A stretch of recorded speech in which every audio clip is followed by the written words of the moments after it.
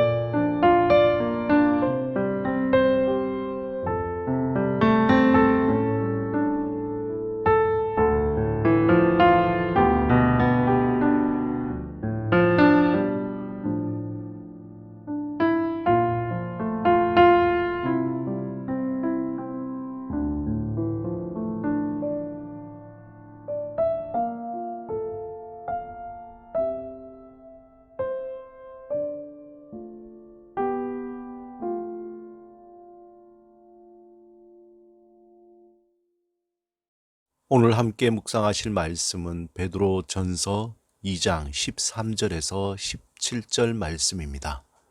오늘 이 말씀을 통해 하나님께서 우리에게 들려주시는 음성을 듣겠습니다. 마음을 다해 말씀을 3번 읽겠습니다. 인간의 모든 제도를 주를 위하여 순종하되 혹은 위에 있는 왕이나 혹은 그가 악행하는 자를 징벌하고 선행하는 자를 포상하기 위하여 보낸 총독에게 하라. 곧 선행으로 어리석은 사람들의 무식한 말을 막으시는 것이라. 너희는 자유가 있으나 그 자유로 악을 가리는 데 쓰지 말고 오직 하나님의 종과 같이 하라. 무사람을 공경하며 형제를 사랑하며 하나님을 두려워하며 왕을 존대하라.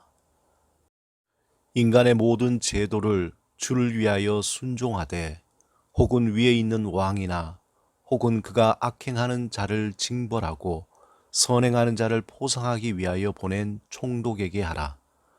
곧 선행으로 어리석은 사람들의 무식한 말을 막으시는 것이라. 너희는 자유가 있으나 그 자유로 악을 가리는 데 쓰지 말고 오직 하나님의 종과 같이 하라.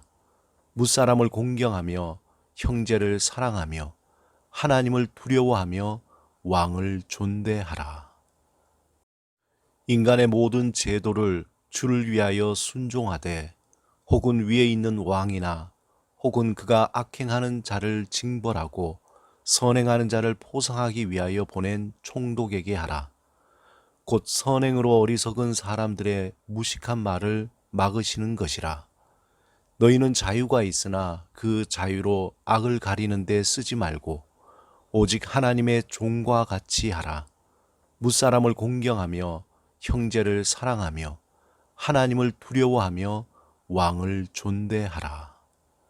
아멘. 오늘 본문 13절에서 17절에 우리가 거침없이 섬겨야 할 대상에 대해서 말씀하고 있습니다. 인간의 모든 제도, 왕, 무사람, 이들에 대해 우리가 섬겨야 할 이유는 모든 권력은 하나님께로부터 오기 때문입니다. 잘못된 왕과 제도는 하나님께서 심판하실 것입니다. 그렇다고 불의한 일에 동참하라는 것은 아닙니다. 인간의 욕망과 죄를 범하는 제도나 왕에 대해서는 거부해야 합니다. 이 말씀은 제도와 왕에 대한 태도에 대해 말씀하고 있습니다. 그 자리나 제도를 이용해서 악한 일을 행하는 것은 하나님의 자녀로서 반드시 거부해야 합니다. 그러므로 더 중요한 것은 신실한 그리스도인들이 정부나 교육 등 기관에 들어가서 하나님의 영광을 위해 바르게 섬기는 것이 매우 중요합니다. 진실로 하나님과 하나님의 백성을 두려워하는 하나님의 자녀다운 대통령, 진실한 마음으로 하나님의 영광을 위해 섬기는 정치인, 교사, 기업가, 의사, 군인 등이 많이 나올 수 있도록 기도하고 또한 그러한 사람들을 길러내야 합니다.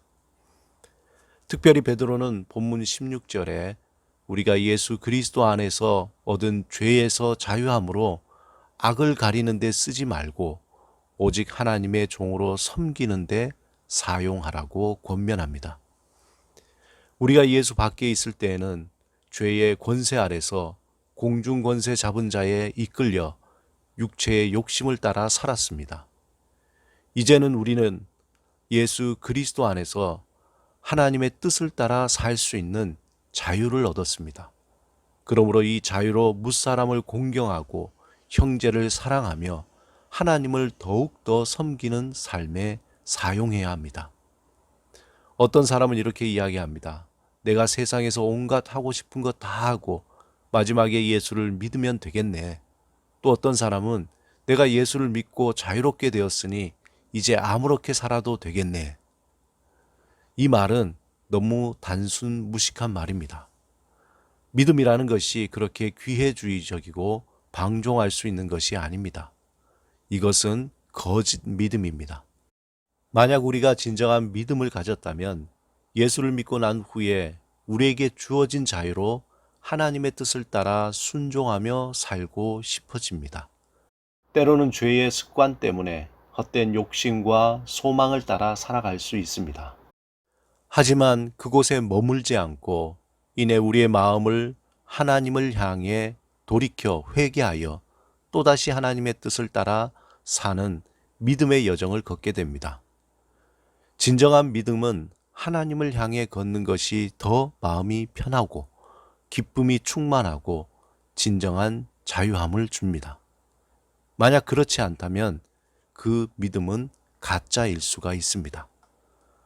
바울도 예수 그리스도 안에서 자유를 찾는 하나님의 자녀들, 하나님의 약속을 받고 믿음의 삶을 살아가는 사랑받는 자들에게 이렇게 묻습니다. 그렇다면 이제 어떻게 살아야 할까요? 이것에 대해 바울은 갈라디아서 5장 13절에서 15절에 이렇게 답합니다. 형제들아 너희가 자유를 위하여 부르심을 입었으나 그러나 그 자유로 육체의 기회를 삼지 말고 오직 사랑으로 서로 종노릇 하라. 온 율법은 내 이웃 사랑하기를 내 자신같이 하라 하신 한 말씀에서 이루어졌나니 만일 서로 물고 먹으면 피차 멸망할까 조심하라. 바울은 죄에서 자유하게 된 우리에게 한마디로 자유의 종으로 살라고 합니다. 우리는 예수 그리스도로 말미암아 죄에서 자유하게 되었습니다. 더 이상 과거에 얽매여 후회하며 살거나 미래의 두려움으로 움츠려 살지 않습니다. 이제 우리에게는 모든 것을 하나님께 맡기고 현재를 담대하게 살아갈 수 있는 자유가 있습니다. 하나님의 뜻을 따라 그 자유를 사용하시기 바랍니다. 오늘이라는 우리에게 허락하신 시간 속에서 하나님의 선하신 뜻을 구하며 산소망을 향해 겸손과 성실함으로 담대히 살아가시기를 주님의 이름으로 축원합니다. 함께 기도하시겠습니다. 주님, 우리에게 주신 자유함으로 주를 위해 이웃을 섬기며 사랑하며 헌신하게 하옵소서. 예수 그리스도 이름으로 기도드립니다. 아멘.